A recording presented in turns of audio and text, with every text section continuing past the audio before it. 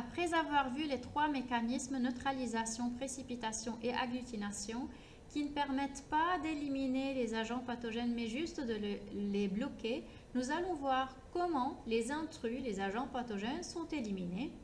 Premièrement par phagocytose.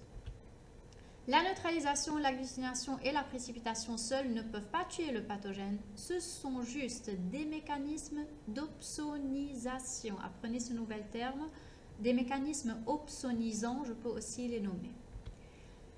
Éliminer le pathogène consiste en une coopération entre anticorps et phagocytes, comme par exemple le macrophage. Le voilà représenté là.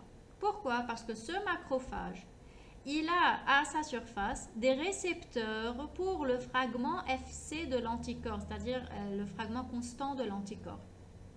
Alors l'anticorps qui a déjà interagi par sa région variable avec un antigène qu'il a déjà fixé, il va à travers son fragment constant, son fragment FC, être lié au récepteur présent sur le macrophage. Une fois cette liaison a lieu, le macrophage va phagocyter le complexe humain et le digérer complètement. De cette façon, par phagocytose, j'aurai éliminé l'agent pathogène et même tout le complexe humain. Et donc cette étape de phagocytose est précédée d'une étape d'opsonisation.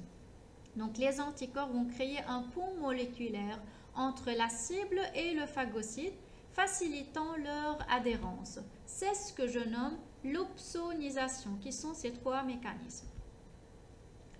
Alors, par définition, l'opsonisation, c'est un processus biochimique par lequel une molécule, qui est dite opsonine, dans ce cas, les opsonines sont les anticorps, elle va recouvrir la membrane d'un élément étranger, bactéries, virus, agents insolubles, toxines, etc., pour favoriser sa phagocytose par une cellule dotée de récepteurs pour l'opsonine, comme le macrophage, qui a des récepteurs pour le fragment FC de l'anticorps. Le macrophage phagocyte le pathogène recouvert d'anticorps et le digère.